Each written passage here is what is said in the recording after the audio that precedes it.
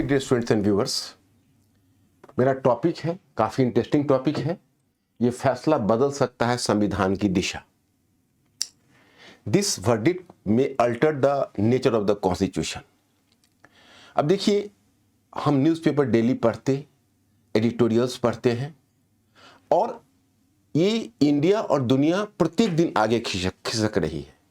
हमारे कुछ ही इस तरह की घटनाएं होती हैं, कुछ इस तरह के विकास होते हैं जिसको हम लैंडमार्क मानते हैं।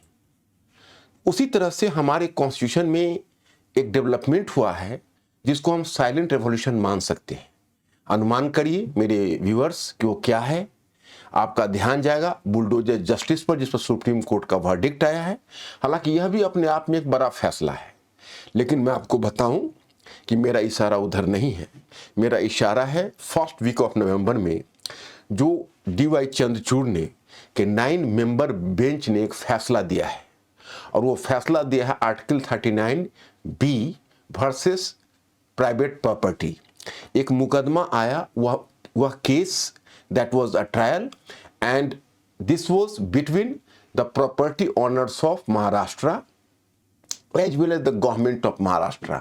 जो महाराष्ट्र के जो प्रॉपर्टी ऑनर्स है और जो महाराष्ट्र गवर्नमेंट है उसके बीच मुकदमे चले और ये मामला कोर्ट में गया। तो मुद्दा यह था कि इसके लिए थोड़ा सा हमें पीछे चलना पड़ेगा, क्योंकि जो डायरेक्टिव प्रिंसिपल्स में जो हमारे राज्य के नीति निर्देशक तत्व हैं उसमें आर्टिकल 39BC एक ऐसा प्रोविजन है जिसका समाजवादी ऑब्जेक्टिव है और उसकी कहानी बहुत पीछे तक जाती है। जैसे हमारे जब संविधान का फ्रेमिंग हो रहा था मौलिक, तो हमारे संविधान के फ्रेमिंग में मैंने in making of our constitution हमारे संविधान का पार्ट 3 में मौलिक अधिकार का प्रावधान रखा गया, फंडामेंटल राइट्स, और पार्ट 4 में डायरेक्टिव प्रिंसिपल्स। तो फंडामेंटल राइट्स में चलिए पार्ट 3 में 12 से लेकर 35 तक यह राइट है, और आर्टिकल 13 में बिल्कुल ही स्पष्ट कह दिया गया है कि फंडामेंटल राइट्स में किसी प्रकार का उल्लंघन होगा तो that is the zero tolerance. मतलब उसमें स्पष्ट कहा गया है कि if any law that is going to breaches the article 13 so it will be wide to the extent of the violation of the article. मतलब कि अगर कोई भी ऐसा कानून है जो अनुच्छेद 13 के तहत मौलिक अधिकार का उल्लंघन करता है तो वह उल्लंघन की सीमा तक शून्य माना जाएगा। इसका मतलब है वो जस्टिफिएबल है और फंडामेंटल राइट्स को आप टच नहीं कर सकते। Court was made the protector of fundamental rights. Directive principles हमारे अनुच्छेद 36 से 51 तक है, 36 to 51, और वो पार्ट 4 में है। आयरलैंड के संविधान से लिया गया था, 1937 का वहाँ का संविधान था, और आयरलैंड के संविधान में कहीं ना कहीं एक सोशल जस्टिस या आप कह सकते हो एक सोशलिस्ट ऑब्जेक्टिव उसके पीछे है, एक तरह से सोशल इंजीनियरिंग का उसका लक्ष्य है। लेकिन उसके पीछे एक फिलॉसफी ये है कि ये जस्टिफिएबल नहीं है, इसको हम वर्तमान में कोर्ट में इन्वोक नहीं कर सकते, क्योंकि अगर हम कोर्ट में इन्वोक करेंगे तो हमारा जो राज्य है, हमारा जो स्टेट है, वो अभी इतना रिसोर्सफुल नहीं है, इतना पावरफुल नहीं है, या इतना उसको सेल्फ कॉन्फिडेंस नहीं है कि वो उस इकोनॉमिक और सोशल राइट्स को लागू कर सके जो डायरेक्टिव प्रिंसिपल्स में है। तो उसको भविष्य के लिए छोड़ दिया गया कि यह हमारे भविष्य का लक्ष्य है। चलिए, अब इसी बीच क्या हुआ कि जब हमारा कॉन्स्टिट्यूशन बन रहा था तो उसमें जो फंडामेंटल राइट्स के प्रोविजंस बन रहे थे उसमें एक आर्टिकल, एक स्वतंत्रता दी गई संपत्ति का अधिकार। तो हमारे फंडामेंटल राइट्स में एक संपत्ति का अधिकार, राइट टू प्रॉपर्टी डाला गया, और उसके लिए आर्टिकल 31 रखा गया। उस समय पंडित जवाहरलाल नेहरू की ये बात पसंद नहीं थी, क्योंकि वो सोशलिस्ट टेम्परामेंट के थे। लेकिन अफसोस यह था कि उनको एक फ्रेंड प्लस राइवल वल्लभ भाई पटेल, उनको प्राइवेट प्रॉपर्टी में गहरी आस्था थी, और उनका मानना था कि जब तक हम प्राइवेट प्रॉपर्टी को प्रोटेक्ट नहीं कर देते तब तक हमारे कैपिटलिस्ट क्लास इन्वेस्ट नहीं करेंगे। इसलिए उन्होंने उनके इंसिस्टेंस पर कहीं ना कहीं राइट टू प्रॉपर्टी को प्रोविजंस में डाला गया। अब देखिए, अब आगे आ गई, क्योंकि 1949 में एक कमिटी बनी, और उस समय कांग्रेस के सामने सबसे प्रमुख एजेंडा था जमींदारी उन्मूलन, एबोलिशन ऑफ जमींदारी, और वो हमारे नेशनल मूवमेंट के टाइम से ही एजेंडा में था। तो अब तो उसको उन्मूलन करना था, और जब उस कानून को लागू करने की कोशिश की गई तो सुप्रीम कोर्ट ने आर्टिकल 32, जिसको आप संवैधानिक उपचारों का अधिकार कहते हो, उसके तहत उसको स्ट्रक डाउन कर दिया गया। अब उस आर्टिकल को स्ट्रक डाउन किया गया, तो अब तो जवाहरलाल नेहरू परेशान हो गए। उन्होंने घोषित किया कि देखिए भाई, जो व्यक्ति का अधिकार है, मौलिक अधिकार है, यानी फंडामेंटल राइट्स है, या आपका जो व्यक्तिगत स्वतंत्रता की भावना है, ये 19वीं सेंचुरी की सच्चाई है, जब कहीं ना कहीं एक असमान, जो एक अनइक्वल सोसाइटी है उसको प्रोटेक्ट कर रहा था, एक मतलब असमान समाज है उसको कहीं ना कहीं वो सुरक्षा दे रहा था। लेकिन जिसको आप राज्य के नीति निर्देशक तत्व कहते हो, वो 20वीं सेंचुरी की सच्चाई है, और वह आर्थिक और सामाजिक स्वतंत्रता को सुनिश्चित करता है, सामाजिक न्याय को सुनिश्चित करता है। इसलिए डायरेक्टिव प्रिंसिपल्स को लागू करना हमारा प्रथम लक्ष्य है। और तब सबसे पहले उन्होंने पहला कॉन्स्टिट्यूशनल अमेंडमेंट लाया। अब मैं आपको बताऊं कि जो पहला कॉन्स्टिट्यूशनल अमेंडमेंट लाया गया था, पहला संविधान संशोधन, इस बुक में दिया गया है। ये बुक त्रिपुर दमन सिंह का है, कई वर्ष पहले लिखा गया, लेकिन ये बुक बहुत अच्छा है, मैंने इसको 2 बार पढ़ा। 16 स्टॉर्मी डेज, 16 डेज के अंदर, जबकि इस पर सहमति नहीं थी, बहुत विरोध हुआ था पार्लियामेंट में, और मैं आपको बताऊं कि उस समय तक प्रथम आम चुनाव नहीं हुआ था। So it was just a provisional parliament, एक प्रोविजनल पार्लियामेंट था जिसने ये कहीं ना कहीं इसे लागू किया था, और फिर फंडामेंटल राइट्स के प्रावधान को लागू किया गया। तो चलिए, कहानी कैसे शुरू होती है, तो जरा हम उस कहानी को आरंभ करते हैं कि कहानी कहीं ना कहीं जस्ट 1 मिनट देखिए। अब जमींदारी उन्मूलन, अबोलिशन ऑफ जमींदारी,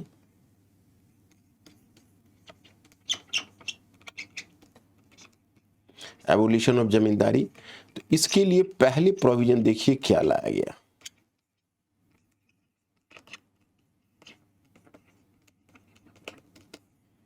तो इसके लिए जो पहला प्रोविजन लाया जाता है, वो लाया जाता है कि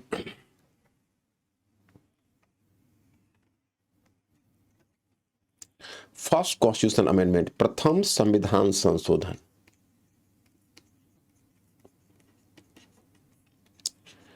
प्रथम संविधान संशोधन, द फर्स्ट कॉन्स्टिट्यूशनल अमेंडमेंट।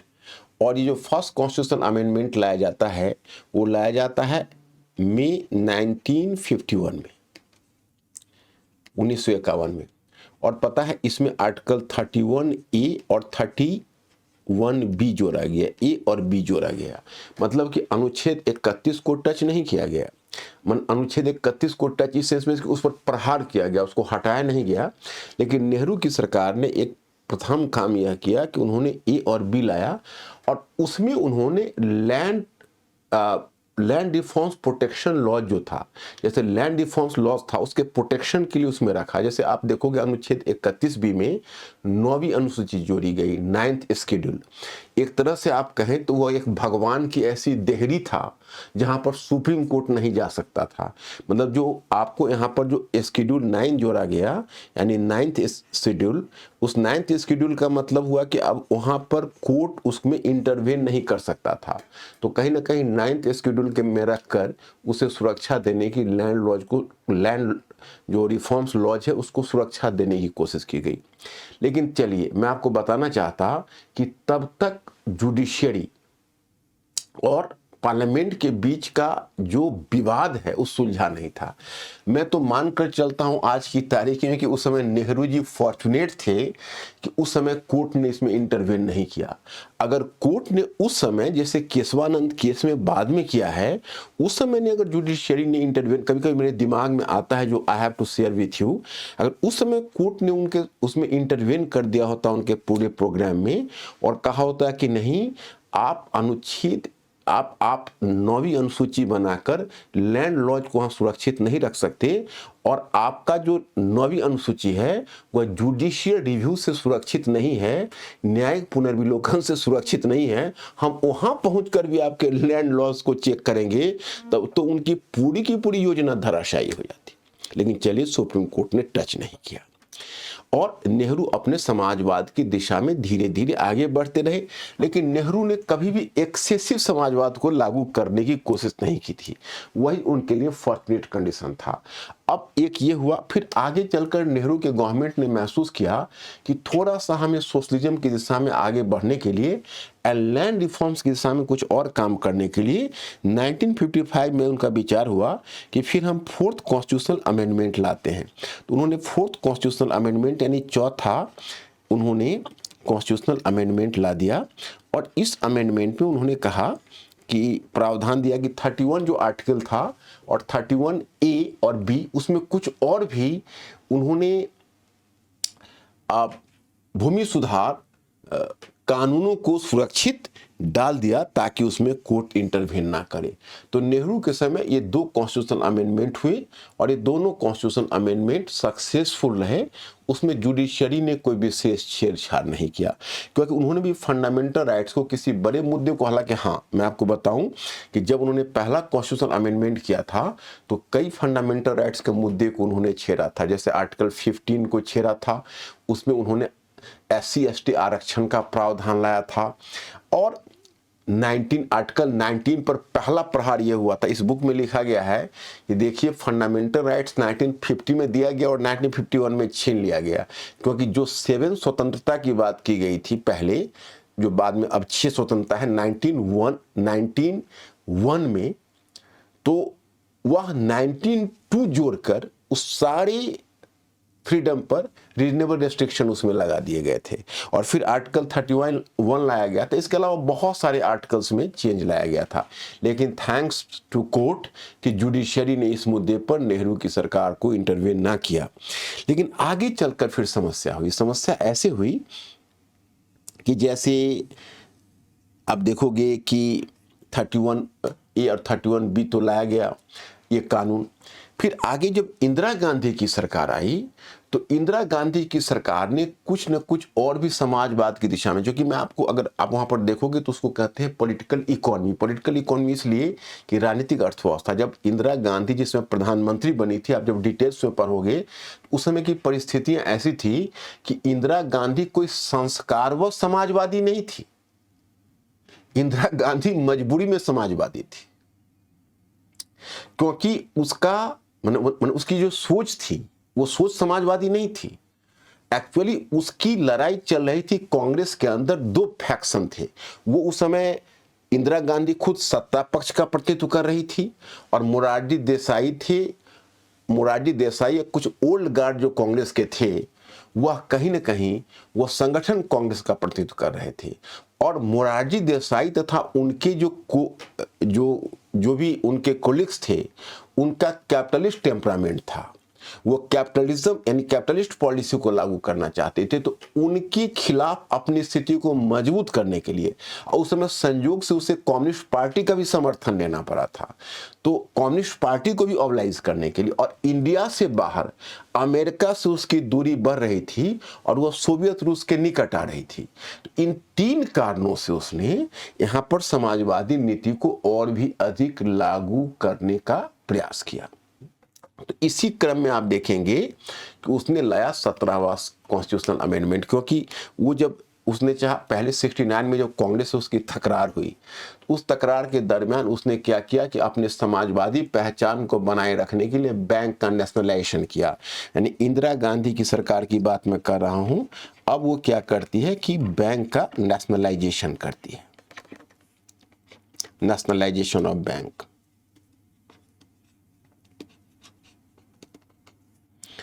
जब नेशनलाइजेशन ऑफ बैंक्स उसने किया, जैसे 69 में उसने 14 बैंक का किया, फिर 1980 में किया।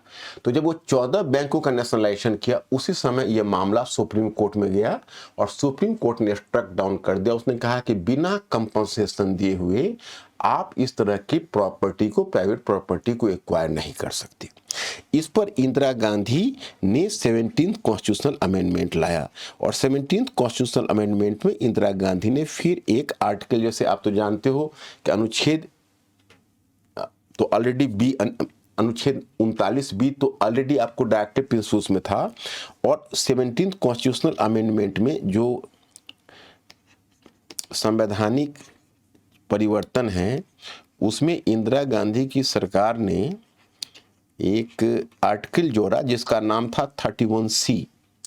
ये 31C आर्टिकल में के दो पक्ष थे। उसमें एक उसने यह कहा कि अगर आर्टिकल 39, जैसे आप डायरेक्टिव प्रिंसिपल्स में क्या है कि 39B में क्या है, पहले आप लोगों को जिज्ञासा होगी। उसमें यह है कि कोई भी जो प्रॉपर्टी है वह कोई भी मटेरियल को इस तरह से यूज किया जाना चाहिए जिससे सामूहिक हित का संवर्धन हो। That should promote the community interest. तो कम्युनिटी इंटरेस्ट को प्रमोट करने के लिए हम किसी प्रॉपर्टी को एक्वायर कर सकते हैं ताकि हम आर्थिक पुनर्वितरण के लक्ष्य को पूरा कर सके, so that we have to fulfil the objective of economic redistribution. तो इसके तहत उसने जो आर्टिकल 31C लाया, उसमें उसने प्रावधान यह रखा कि जो भी हमारा स्टेप होगा या जो भी हमने अमेंडमेंट करना है या जो भी गवर्नमेंट स्टेप लेती है, अगर वो आर्टिकल 39B और C के ऑब्जेक्टिव को पूरा करने के लिए लेती है तो वैसी स्थिति में कोर्ट उसको स्ट्रक डाउन नहीं कर सकती। किस आधार पर? तो मौलिक अधिकार के प्रावधान के नाम पर कोर्ट उसमें ऑब्स्ट्रक्शन नहीं डाल सकती। कोर्ट न तो उसको आर्टिकल 14 के तहत, न 19 के तहत और ना ही 31 के तहत, मैं इसको बहुत टेक्निकल नहीं बनाना चाहता। अनुच्छेद 14 आप जानते हो समानता का अधिकार, और अनुच्छेद 19 स्वतंत्रता का अधिकार, अनुच्छेद 31 संपत्ति का अधिकार, इनमें से किसी भी ग्राउंड पर कोर्ट उसे मना नहीं कर सकता, उसे रिजेक्ट नहीं कर सकता। तो उसने आर्टिकल 31C में, तो इसका एक भाग यह था। दूसरा भाग इसका यह था कि अगर कोई भी कानून अनुच्छेद 39B और C के लक्ष्य को पूरा करने के लिए लाया जा रहा है तो उसको कोर्ट में चैलेंज नहीं किया जा सकता। अब इसी मुद्दे पर 1973 में केशवानंद केस आया। केशवानंद केस एक लैंडमार्क फैसला है, क्योंकि अब तक यानी आप यही समझ सकते हो कि स्वतंत्रता या हमारे संविधान के लागू होने के 2 दशक तक सिर्फ इस मुद्दे पर संघर्ष चलता रहा था, सिर्फ इस मुद्दे पर संघर्ष चलता रहा था कि फंडामेंटल राइट्स को हम एब्रिज कर सकते हैं डायरेक्टिव प्रिंसिपल्स के लक्ष्य को पूरा करने के लिए या नहीं। केशवानंद केस ने इस विवाद का अंत कर दिया और यह राइट दे दिया गया एक तरह से पार्लियामेंट को कि वह डायरेक्टिव प्रिंसिपल्स में अनुच्छेद 39B के लक्ष्य को पूरा करने के लिए फंडामेंटल राइट्स में अगर वो चेंज करती है तो उसको नल एंड वॉइड नहीं किया जाएगा। जैसे इससे पहले 1967 में जो गोलकनाथ केस आया था उसमें तो उसने जीरो टॉलरेंस दिखा दिया, कहा कि देखिए फंडामेंटल राइट्स को आप एब्रिज नहीं कर सकते हो। केशवानंद केस ने कहा कि ठीक है, टॉलरेट कर लिया जाएगा अगर उसका लक्ष्य 39B के उद्देश्य को पूरा करना है, लेकिन हाँ, आप कॉन्स्टिट्यूशन के मौलिक ढांचे में या बेसिक स्ट्रक्चर में परिवर्तन नहीं ला सकते। तो इसने ये दे दिया। तो इसने क्या किया कि पार्शियली अनुच्छेद 31C को स्ट्रक डाउन कर दिया। कहा कि आपका अनुच्छेद 31C में एक दोष यह है कि आपने जो सेकेंड पार्ट में कहा है कि कोर्ट में चैलेंज नहीं किया जा सकता, ये गलत है, क्योंकि यह आप न कहीं कोर्ट के जुडिशियल रिव्यू के राइट पर आप प्रश्न लगा रहे हो, and that is against the basic structure of the constitution. इस आधार पर 31C को पार्शियली उसने स्ट्रक डाउन किया, और पार्शियली जो पहला पार्ट था कि भाई 39BC के तहत अगर कोई कानून लाता है तो उसको मंजूरी देनी चाहिए कोर्ट के द्वारा, उसको उसने रहने दिया। तो चलिए इसी तरह से चलता रहा। उसके बाद इंदिरा गांधी की गवर्नमेंट इमरजेंसी लाई, उसी समय 42nd कॉन्स्टिट्यूशनल अमेंडमेंट ले आया। आपको पता है कि वो मिनी कॉन्स्टिट्यूशनल अमेंडमेंट था। उसमें थोड़ा सा अपना सोशलिस्ट एजेंडा को और भी आगे बढ़ाने का उसने प्रयत्न किया। उसने एक कॉन्स्टिट्यूशनल प्रोविजन लाया जिसमें यह था कि देखिए मतलब फिर वो 31C को तो और भी एक्सटेंड करने की कोशिश की, और उसने कहा कि देखिए जैसे 42nd constitutional amendment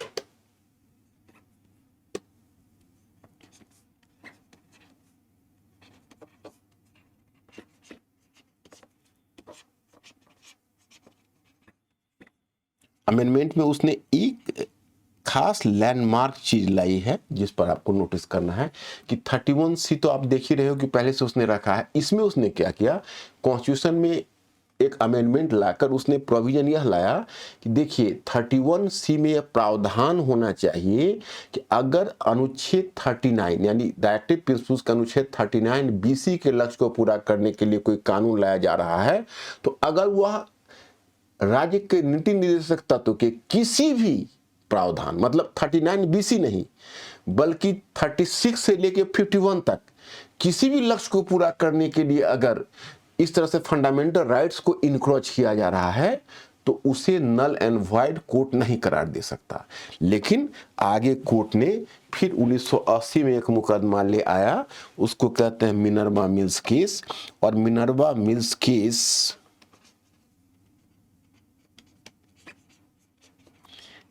mills case में यह प्रावधान लाया गया। उसने 31C के इस प्रावधान को स्ट्रक डाउन कर दिया, कहा कि नहीं, आप 39BC के लक्ष्य को पूरा करने के लिए तो फंडामेंटल राइट्स को इनक्रोच करोगे, वो हम सहन कर लेंगे, लेकिन आप जो चाहते हो कि अनुच्छेद 36 से लेकर और 51 तक सारे अनुच्छेद सुरक्षित हो जाए, वह चीज नहीं होगी। तो इस तरह से आप देखिए विवाद चलता रहा। उसी में क्या हुआ, आप कहेंगे अब देखिए, अब इतने सारे, मैं इस चीज़ से भी बचना चाहता था कि आपके ऊपर ज़्यादा बर्डन ना हो, खासकर जो नए स्टूडेंट्स होते हैं उसके इतने टेक्निकलिटी कॉन्स्टिट्यूशन की बड़े अगर प्यार से समझ ले तो ठीक है, नहीं तो अगर जबरन वो स्मरण रखने की कोशिश करते हैं तो फिर बड़ी परेशानी हो जाती है। तो मैं आपको इसमें यह बताना चाहूँगा कि मेन अब इसमें मुद्दा ये हुआ कि 1977 में इसी के साथ एक खास मुद्दा आया। जैसे देखो, एक आइडियोलॉजी की बात आ गई, इकोनॉमिक आइडियोलॉजी की। जैसे 1977 में एक मुकदमा आया कर्नाटका गवर्नमेंट का, कर्नाटका गवर्नमेंट का मुकदमा एक था, और वो एक कर्नाटका गवर्नमेंट का एक मुकदमा था 1977 में, सम रेड्डी बनाम कर्नाटका गवर्नमेंट का केस था। उस मुकदमे में वैसे तो देखो जुडिशरी के सामने एक फैसला आया था कि कर्नाटका गवर्नमेंट में बहुत सारी प्राइवेट प्रॉपर्टी थी, जैसे बसेस थे, ट्रांसपोर्टेशन था वगैरह, तो गवर्नमेंट उसको एक्वायर करने लगी आर्टिकल 39B और आर्टिकल 39B के नाम पर। तो वही जो एक्वायर कर रही थी, तो उसी में एक जुडिशियल वर्डिक्ट आया था 1977 में। तो चलिए, हालांकि वो तो प्राइवेट प्रॉपर्टी को गवर्नमेंट के द्वारा एक्वायर किए जाने वाले चीज को वहां पर थोड़ा सा उसने स्ट्रक डाउन ही किया था, लेकिन उसने उसमें एक माइनॉरिटी व्यू आया था एक जज का, वो बार बार आपको न्यूज़पेपर में उनका नाम फ्लैश होगा, और वो है justice Krishna Iyer.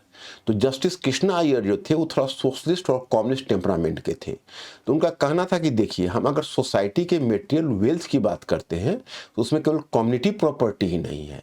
Article 39BC के तहत जो आर्थिक पुनर्वितरण होगा उसमें प्राइवेट प्रॉपर्टी को भी किसी समय एक्वायर करने का राइट स्टेट को है, और स्टेट की इस राइट पर कोई पाबंदी नहीं लगा सकता।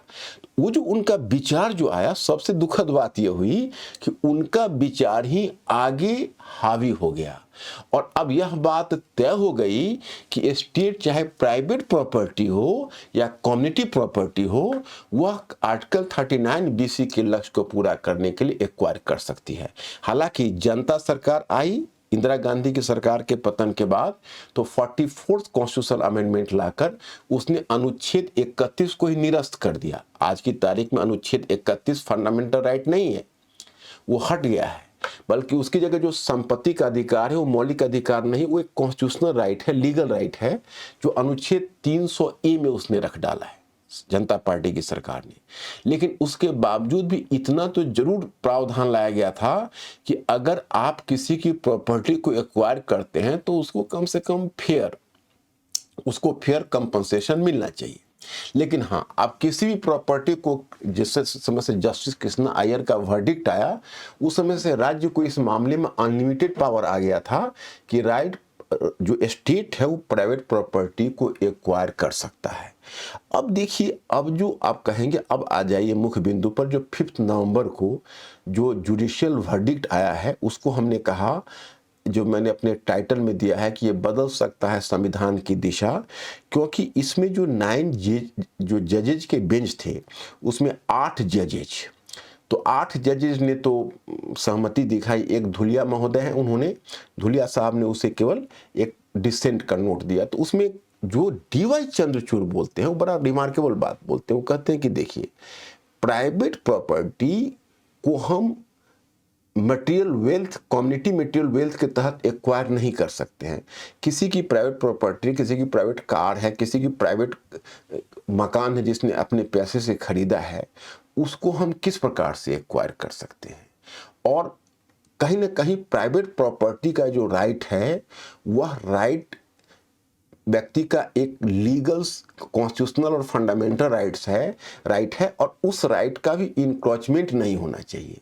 और उसी में एक जज है जिनका नाम है नागरत्नम। तो नागरत्ना ने उसमें एक बहुत इंपॉर्टेंट, मतलब हालांकि उनका डिसेंट नोट नहीं है, लेकिन हाँ, उन्होंने जस्टिस कृष्णा अय्यर को जस्टिफाई किया, बचाने की कोशिश की। उन्होंने कहा कि देखिए, जस्टिस कृष्णा अय्यर हैं, वो अपने समय में सही थे क्योंकि उस समय समाजवादी रुख था, लेकिन आज तो दुनिया बदल चुकी है। 91 में जैसे सोवियत रूस ने समाजवाद को छोड़ दिया, वहाँ पर पेरेस्ट्रोइका लागू हुई, उसी तरह 91 में भारत में नव उदारवादी आर्थिक नीति लागू हुई। मैंने उनका इशारा नरसिम्हा राव की सरकार की तरफ था। आज आर्थिक उदारीकरण की नीति लागू है, प्राइवेट प्रॉपर्टी को सैंक्टिफाई किया जा रहा है। आज पब्लिक और प्राइवेट सेक्टर दोनों मिलकर काम कर रहे हैं। तो आज की तारीख में वो समाजवादी विचारधारा के प्रभाव में प्राइवेट प्रॉपर्टी को एक्वायर उस तरीके से नहीं किया जाना चाहिए। तो अब इसका मतलब है कि जो नेहरू के टाइम में जो समाजवाद के प्रभाव में कोर्ट ने डायरेक्टिव प्रिंसिपल्स को ज्यादा महत्व दिया था, वह अब फंडामेंटल राइट्स और व्यक्ति की संपत्ति के अधिकार को बहाल नहीं किया गया या फंडामेंटल राइट्स को रिस्टोर नहीं किया। बस उसने सिर्फ इतना कहा कि व्यक्ति की संपत्ति का अधिकार भी सैंक्टिफाइड है, उसका मनमाना इंक्रोचमेंट नहीं हो सकता।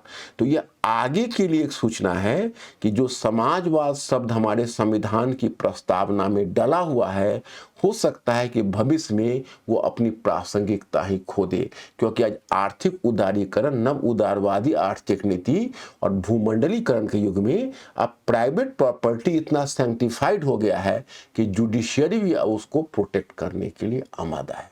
तो मैं इसी बात की तरफ संकेत करना चाहता था। आप लोग इस आर्टिकल को डिटेल्स में पढ़ लीजिएगा, आपको स्वयं पता चल जाएगा।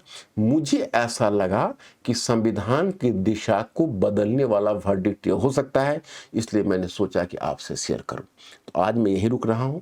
Thank you very much. I will see you in the next lecture.